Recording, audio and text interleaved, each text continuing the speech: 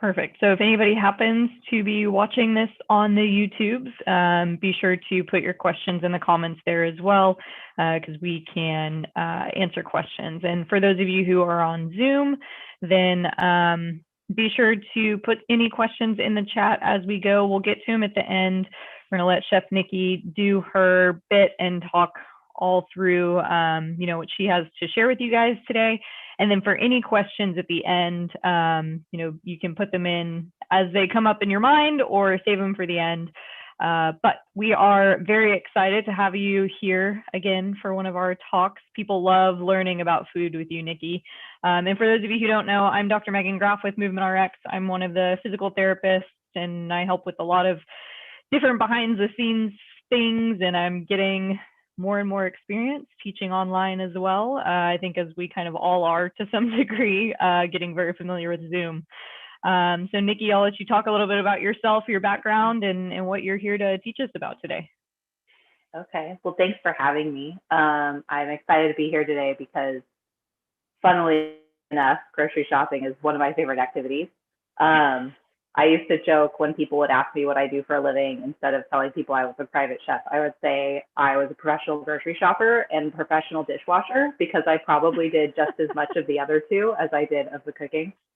So yeah, I've spent a lot of time in the grocery store, in multiple kinds of grocery stores, farmers markets, warehouse stores, and I even worked at a grocery store for a while before I became a chef. So I was really excited when Dr. T asked me to share some new information with everyone, because I think that a lot of times people's questions around food have a lot to do with like really practical matters like grocery shopping.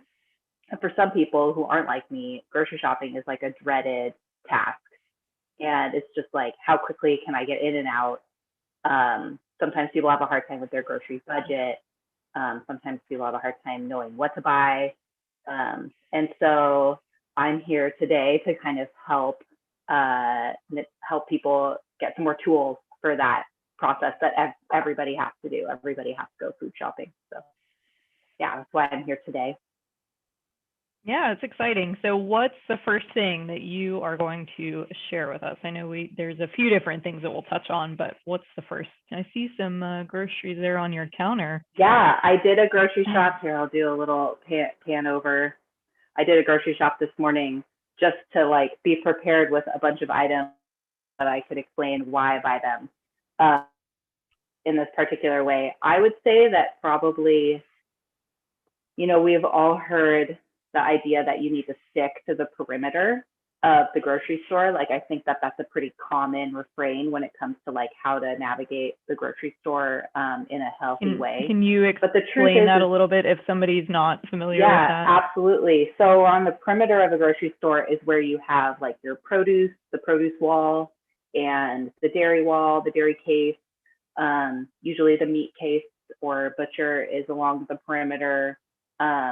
So basically more of like the whole food items, not like Whole Foods like the store, but just the whole food items are around the perimeter. And once you start getting into the interior or the aisles of the grocery store is where you start getting into more of the processed packaged food. And so, it would make sense to stay around the edges. But realistically, like, we do have to go into those aisles, and, marketers and everybody has strategically placed items within our view to grab our attention and get us to buy them in those aisles. Like, they don't make a lot of money off of you, like trying to pick this banana or that banana. So they don't, work really hard on how they set up the produce station. It's like, well, if you need spinach, you need spinach. If you need bananas, you need bananas. But yeah, in those aisles is where they really hook you with fun packaging and fun labels and all kinds of things that just get you to buy. And the fact of the matter is that we are going to end up in the aisles. Like, we need to get tomatoes or canned beans or soy sauce or something. And inevitably we're going to come, the aisle of cereal and the aisle of crackers and the aisle of cookies. And so I guess like the first thing I wanted to touch on is, how do you, instead of just saying we'll just avoid the aisle, if we know we're going to be in the aisles, how do we shop the aisles more intelligently? And it's like a common thing that I say in most of my webinars is when you see packaged food, you want to check the ingredients list, because it can say all kinds of fancy things on the outside, but that really doesn't give you a clear picture of what's in the packaged item. And so I can just grab like a couple things really quick that I got from like a ingredients perspective from the aisles as they are. Like, let's see, let's start with like the fancy, like good stuff. Chocolate, dark chocolate honey mint. I went to Trader Joe's, and if you don't have a Trader Joe's in your area, I'm sorry, it's amazing. But they have these kinds of things at other stores too. They're just probably by a different name. One of the things that I like to tell people when they're shopping the aisles is, or just shopping in general, is that healthy food exists on a spectrum. There's like perfectly wonderful, all organic, fresh from the farm, the farmer that grew it, like really nice food. And then there's like shelf stable, will last for years, will never break down, is full of preservatives and dyes and colors and additives and all these things. And that's like on the other side of the spectrum. So that's the stuff that we don't really want to eat that much of. And then the stuff that's on the good side, we want more. Or on the better quality side, we want more. But really, most food exists along that spectrum somewhere. So if you're going to be choosing things like treats or sweets, I would aim for like you're getting somewhere in the middle. So we know that, chocolate and honey and treats are not necessarily like essential for a healthy diet, but they're also a great way to enjoy our food. And we can enjoy mindfully when we pick things like this, where the ingredients it says on the back are honey, chocolate, and peppermint oil. And that's it. That's the ingredients. Yeah, and so awesome. Even though you could go into all the nutrition label, like, how much fat is in it, and how many carbs and how much protein, the truth of the matter is that this is a real whole food made with honey, chocolate, and peppermint oil. And if you're going to if you find yourself one of those people that like after a meal, you're like craving something sweet, or you just want to like have like a nice snack in the afternoon, it's like not quite dinner, you just want kind of like a fun treat, something like would be a great option, because you know that you're just getting real whole food. You're satisfying that need for something sweet without covering it up with sort of weird fake diety thing. And you can kind of just like take it and go. Another example would be they have these bars. There's a couple different bars actually. So these are what I get for ourselves and for my kids. They're kind of like the brand Lara bars, but they're just dates, nuts, and this one is peanut. So it's peanut butter, peanuts, flaxseed meal, dates. And this is an apple and coconut, just dried apples and dried coconut pressed into a bar. And so this is like a really great way to satisfy that snack need. They're very simple ingredients. They're not too expensive, but you're going to end up coming out on top in the sense that like, I could say like, okay, well, I can make these. Like I can get out my food processor and grind up a bunch of dates and grind up a bunch of peanuts and make my own bars. But I'm a mom of 2 kids. Do I really have like all this extra time to like be making my own bars? Not really. So there's kind of like a give and take when it comes to convenience and then cost. So there are some I would rather just buy the conveniently packaged food, but this is more on the spectrum of like a healthier alternative than buying like an expensive protein bar or something like that. So that's kind of what I would say about buying like the packaged processed food, is making sure that you're looking at the ingredients and seeing if the trade-off is worth it for you to buy the process versus making your own thing. Yeah.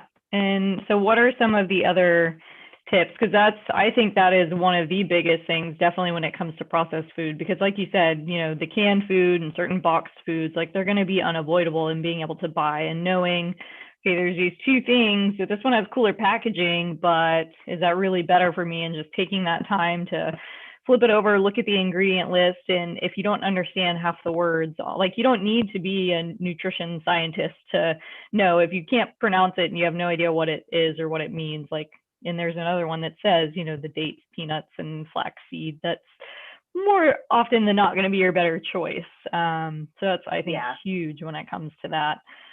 So what are some of the other tips you have for people for the grocery store?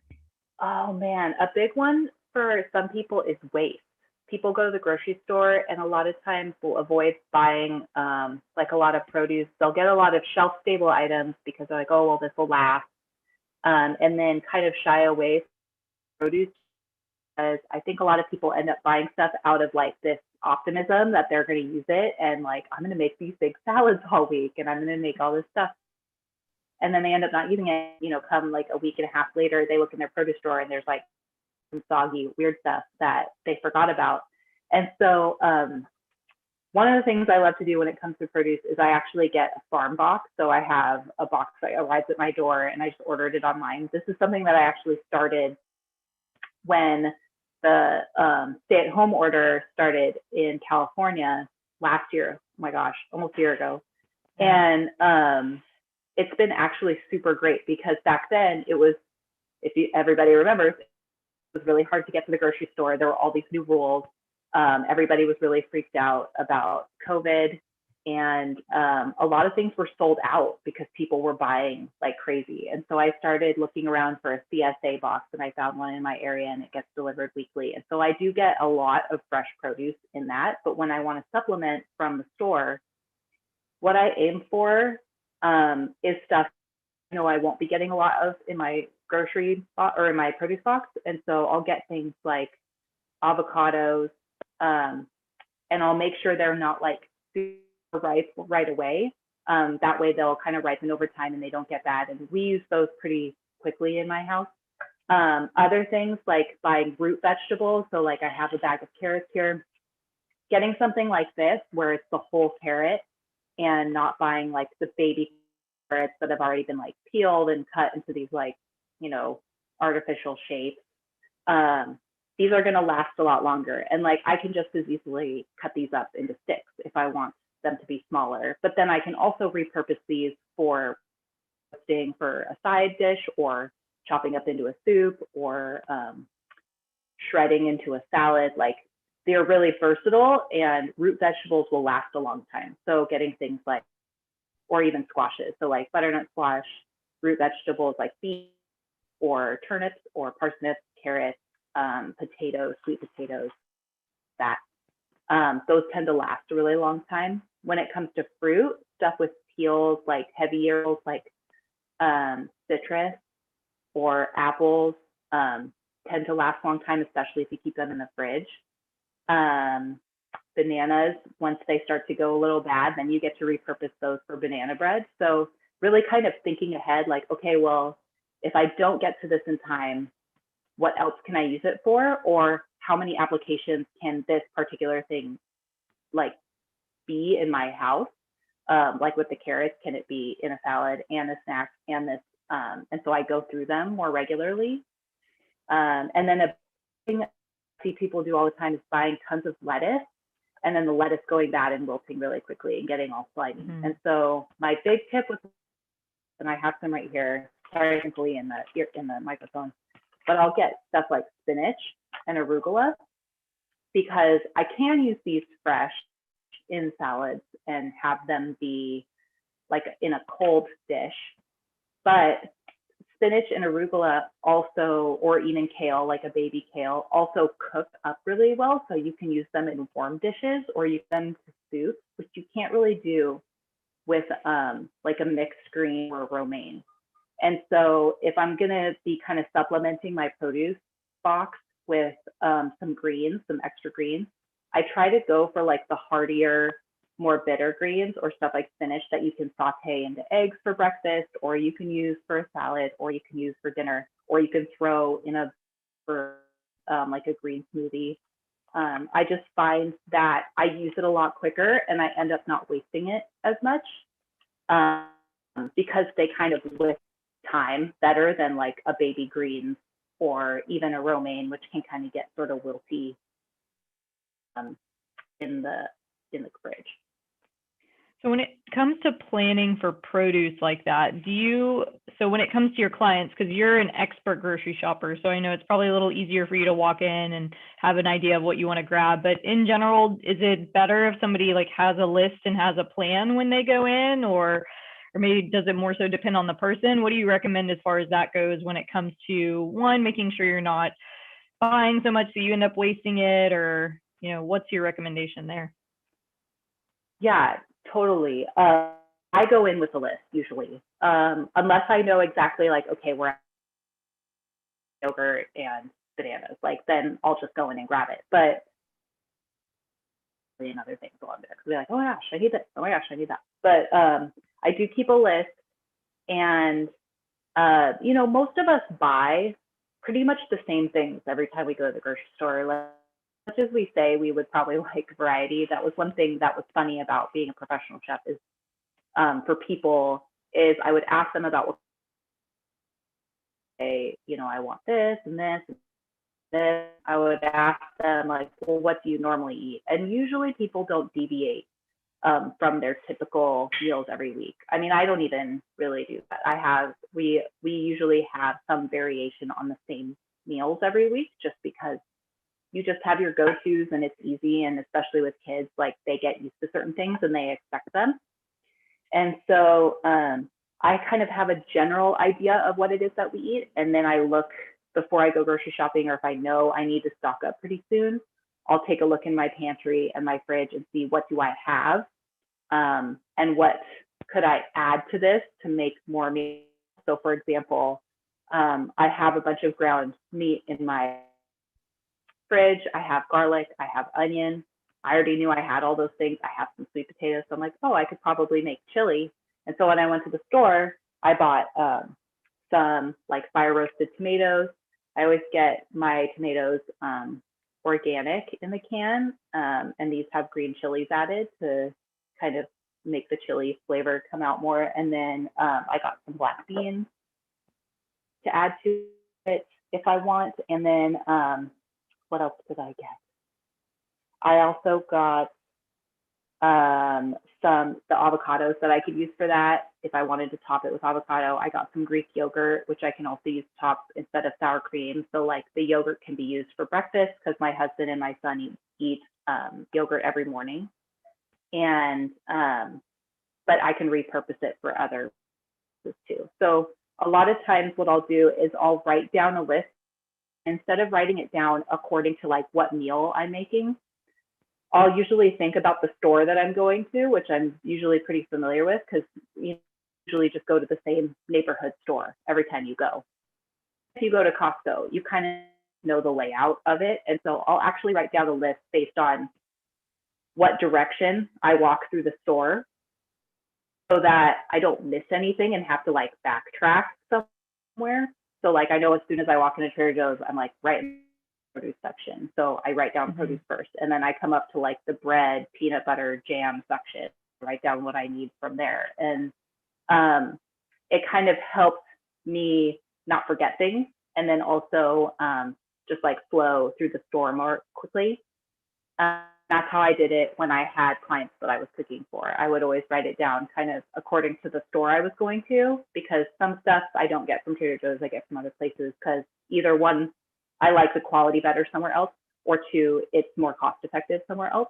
So not everybody has time to shop at multiple locations their food. And so sometimes you have to make some concessions. Like this time I knew I wasn't going to get to another store pretty soon to get eggs. So I got like my less favorite eggs at Trader Joe's instead of at somewhere else. But yeah, I usually write down what I'm getting, and kind of helps keep me on track. And usually every once in a while I'll see something, I'll be like, oh yeah, that would be nice. Or oh, like mandarins are in season right now, I'll grab a bag of those because everybody will like them.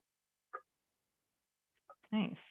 And so some of that brought up, for those that want to either start eating healthy and they don't know where to start, or it's been intimidating because typically it seems, unfortunately, more expensive to try to eat healthy. So what are your recommendations for trying to eat healthy on a budget? And I guess that also kind of ties into, when it comes to organic, and is it more expensive? Is it actually better? What are your recommendations there?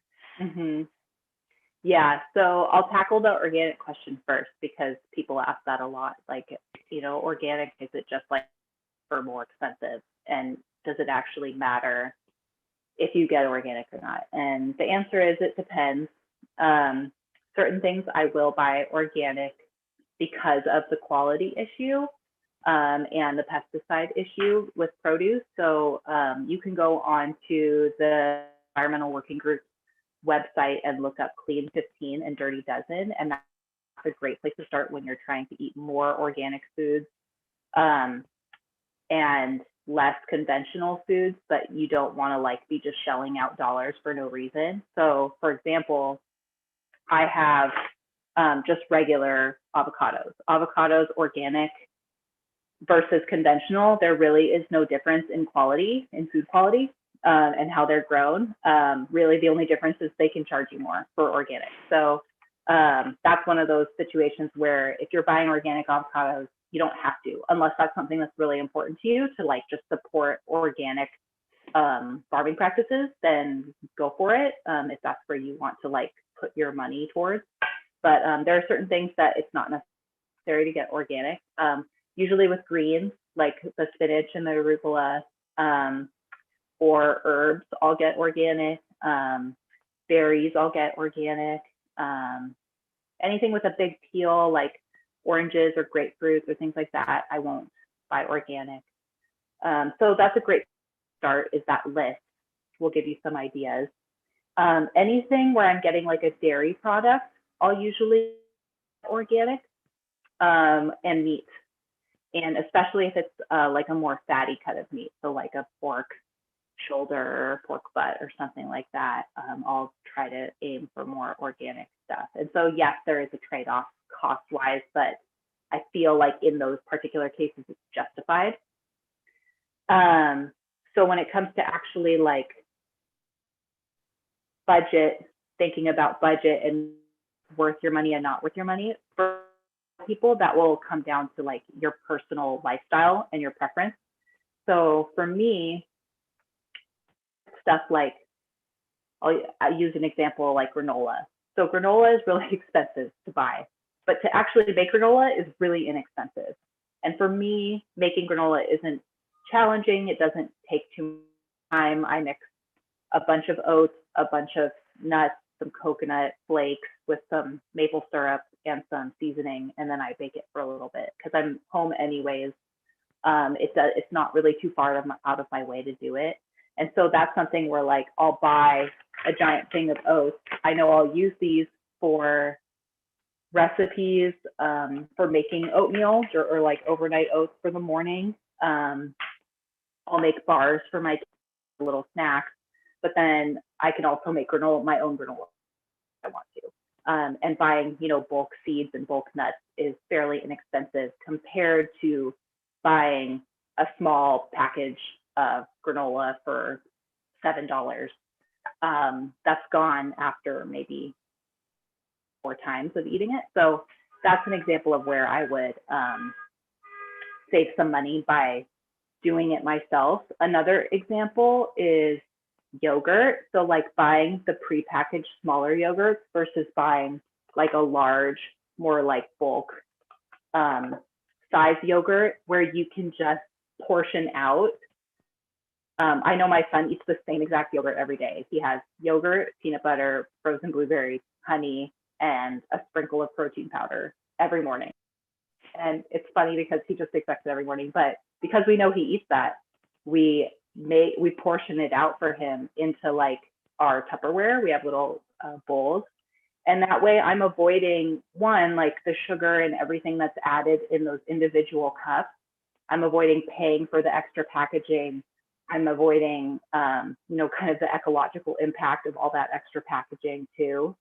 And then I'm able to kind of control what goes in the yogurt. So instead of there being a bunch of cane sugar or sweetened fruit, I'm just adding regular fruit and honey and whatever else he wants in there. And that's really customizable for any person. And so that way you have a little bit more control over what you're eating and what you're putting in your body, but you're also saving a bit of money by buying one large container of something instead of a bunch of little containers, because they'll price those according to convenience. So the more convenient it is, usually the more expensive it is. Yeah. I've seen one time that those little cups were on sale, and so they were actually cheaper than the big tubs. So that's why I always love the grocery stores tell you their price per ounce, because occasionally they're cheaper, but definitely it's usually better to buy the bigger ones. So what, any last kind of tips or tricks that you want to share before we open it up for questions? Are there other burning things you wanted to talk about? I would just challenge people, I guess, to look at the things that they're used to buying and maybe check out. Maybe there's a way that they can do better. So a couple of examples that I have that are just kind of staples in everybody's diet, things like broth. So here's a vegetable broth. A lot of times broths will have like concentrates in them or canola oil or a lot of weird stuff mixed in that doesn't really need to be there. This one just has organic carrots, celery, tomatoes, leeks, salt, onion powder, garlic, parsley, bay leaves, and thyme. And so something like that is like, okay, well, the one that I've been getting for forever has, chicken concentrate and this flavoring and this additive and this oil, and all that stuff doesn't need to be there. So how could you take something that you already buy and maybe buy a better version of it? Another good example would be maybe to look at your deli meat or your bacon or the stuff that you buy for sandwiches, or even the bread, and look at the ingredients in those and making sure with that deli meat we're not getting stuff that has added nitrites or nitrates. With the bread, making sure that it's fairly like simple. If you buy like a sprouted bread or something like that, where it's just kind of like flour and wheat germ and some seasoning. So stuff like that can really go a long way to making those grocery shops a little healthier, but really not going too far out of your way and spending too much time thinking about it. Yeah, that's awesome. And that's probably one of my favorite tips, because it's a great way to make those little changes, and it doesn't seem like so overwhelming if I have to completely redo the way that I grocery shop. It can start with those little things you're already buying, and just when you're in that aisle, taking a look and seeing what else is there, and having that awareness of what's in what you are already buying. So thank you for sharing all of that. We'll open it up for questions. So if you guys have any questions, put it either in the Q&A or the chat box. Let me rearrange my screen here a little bit. I'm going to keep an eye also on the YouTubes for anybody who happens to be on there. Let's see. So really there was just the one comment on bless you for enjoying grocery shopping, which I agree with that. It is definitely not my cup of tea, but I've learned to dislike it less. Was it Dirty Dozen or Clean 15? Yeah. So the Dirty Dozen is a list of 12 items that each year they come out and say, okay, this is going to have a high pesticide residue on it. So for the Dirty Dozen, you would want to buy organic. And then 15 is a list of 15 items that the farming practices don't vary very much from conventional to organic, and so therefore the product isn't impacted significantly. And so you can purchase conventional if it's more cost effective to do so, and feel pretty good about that product. Nice. All right. Thanks for the info. You maybe want to go shopping. Yay! Awesome. Like, go right now. Oh, wait. You probably still have some work left I need like to a do. shopping fan club.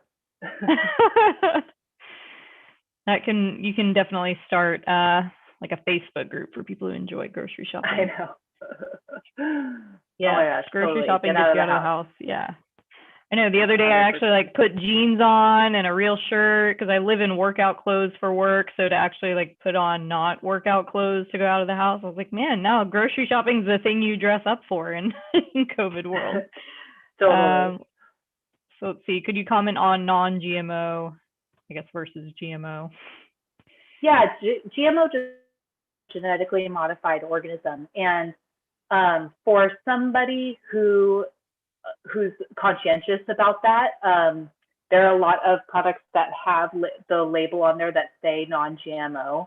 I'm someone who generally looks for things to be non-GMO. The easiest way to find those products is you're usually going to see if it is a GMO related product is you're going to see things like corn, any sort of corn derivative or soy derivative, especially wheat too, in your product. So that's like when you're in the processed food aisle, you'll see things like maltodextrin and corn oil and things like that. And usually, once you're in those things in the ingredients, you're probably starting to get into the more processed world. And so maybe on the spectrum, like healthiest to least healthy, starting to enter like the less healthy category. So GMO is just, or non-GMO foods are just a good way to kind of like bring yourself towards the more like whole real food side of the spectrum. Probably opposite for the spectrum here. Yeah, I try to avoid those as much as possible, and not because I find them to be any like huge threat to my health. I don't eat them enough for them to be. So when I'm out eating at restaurants, I'm not asking the chef like, is this cooked in GMO oil thing? But when it's coming into my house, I would prefer it to be non-GMO, and you can usually see that either on the ingredients label or I don't know if they have like a non-GMO label on any of these guys. But yeah, they usually have like a non-GMO sign on it. Yeah. What else? What else questions? How much sodium in your broth? Sodium in my broth. I do not pay attention to sodium. There is 270 milligrams of sodium. That's 12% of your daily value. So 12% of your daily value as the RDA has decided what your daily value is. First of all, they're using sea salt, which has more minerals in it that are kind of balancing out your electrolytes and stuff. The other thing is that when you're getting stuff like this, if it's salted, even something like peanut butter, so like this has salt in it versus no salt, I'll look to see if it's sea salt versus just sodium chloride, because I know that the health benefits of sea salt are a little better than sodium chloride. And the other thing is that I know that when I'm using a salted butter or a salted broth in a meal like a soup or something, I'm probably not going to be adding as much of my own sea salt to up the flavor of it. So if you are somebody who's conscientious about salt, still maintain that awareness of like, okay, what kind of salt is this? Is this something that is actually going to actively be making my condition, whatever it is, worse? Or is this a whole real food that I can enjoy in moderation? And the fact of the matter is that if you're cooking your own things in your home with your own broth, whether it's packaged or you make it yourself, it's probably end up having less sodium overall than if you were to be purchasing it pre-made or out of a restaurant. So you're likely to be cutting down your salt intake anyway if you're home cooking. Absolutely. What's your favorite dish to cook? Like the most impossible. Caught you off guard, yeah.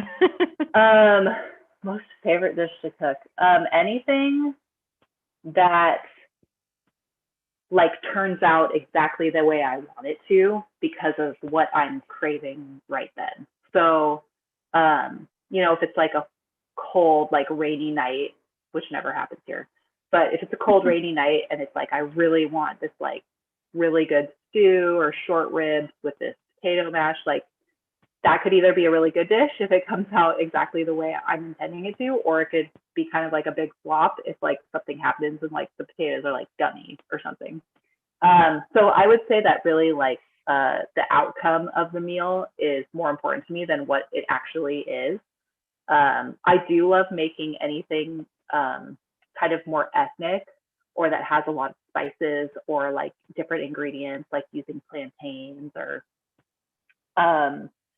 different cuts of meat or things that cook for a really long time and really develop flavor. Those are usually more my favorite dishes to cook. Nice. And then best type of oil to cook with is expeller pressed canola oil okay, or do you recommend something else? I would always, when it comes to the liquid oils, I would always stick with olive oil and avocado oil. Otherwise, I would use like a more solid oil, like coconut oil or butter or ghee, just because you are more close to nature and those things. Canola in general is a GMO crop, and so that's why I would stay away from it. Also, it doesn't taste good, and neither does like sunflower or safflower oil. And for a chef, everything that you add to a dish, whether you're just making eggs or you're making something more elaborate, adds flavor profile of that dish. And so I would much rather cook something, if I'm going to be using a liquid fat, I would much rather be using a liquid fat that tastes better, like with an olive oil, like a good quality olive oil, or an avocado oil, than to be messing around with more of the seed oils, if that makes sense. Yeah. Is there a difference in what kind of oil you would use based on the type of dish or how hot you need it to get? Do you have any variability there? Yeah, sort of. I generally don't cook with olive oil at super high heat just because it tends to really quickly and then it doesn't taste good. I mean, for me, a lot of times it's just about taste. You can't expect people to want to eat healthy if it doesn't taste good. And while I want, people to eat healthy, but not at the expense of it being an enjoyable experience. So, so for things like eggs, people can tolerate butter or ghee. I always think that that's a great flavor combination. When I cook my plantains or when I cook sweet potatoes or things like that, I love using like a coconut oil because that feels like a really good pairing. If I'm just sauteing something and I don't really want the flavor of the oil to overpower what I'm making very much, I'll use an avocado oil. It tends to be a little bit more neutral. I love using olive oil for salads or if I make my own mayonnaise, which I usually don't, but that always lends kind of like an extra layer of flavor. Cool. All right. So I think those are all the questions we have for now. We'll leave it up for a couple more minutes if anybody has any other questions they want to put in. But thank you for joining. I always learn so much. I feel like I have a decent grasp on, oh, now my internet's being a little slow. Sorry, guys. I feel like I have a decent grasp on food and grocery shopping, and I'm sure a lot of people in here too, have a good knowledge, like you said, the idea of shopping the perimeter, these things that 5-10 years ago even weren't as a well-known thing are a lot more well-known, and I think people are gaining more and more knowledge about their food. But I always learn so much from you, so we'll definitely have to have you on again. And for those who are joining us, if you are already as a part of our membership, this will be available for replay again in your member area. And be sure to reach out to us if you think of a topic that you would love to hear Chef Nikki talk about, and we can have her on again in the coming weeks and months. We're always interested in hearing about what's going to be, obviously most valuable for you guys. So don't hesitate to reach out. I will put our email address here in the chat box. So if you have any questions, comments, concerns, don't hesitate to reach out. And for those of you who aren't on our platform yet, same thing, you can reach out to us over email to learn more about joining, whether you're an individual or a company and you want to get your company signed on and able to enjoy all of the benefits of our membership. And you want to learn more, reach out to us at that email address and we will be happy to answer any questions. But thank you everybody for joining us, and thank you, Nikki, for sharing all of your knowledge. Any last parting words of wisdom for us? Oh man, I met my best friend and my husband at the grocery store. So if that is not motivating, Yes, to there you get go. to the Make new grocery store, friends, I don't know or if what you're is. single, then, maybe you'll meet the love of your life there. Lots Yeah. of opportunity. Yep. Awesome. Well, thank you. And thank you, everybody. We will see you all next time. Have a great day.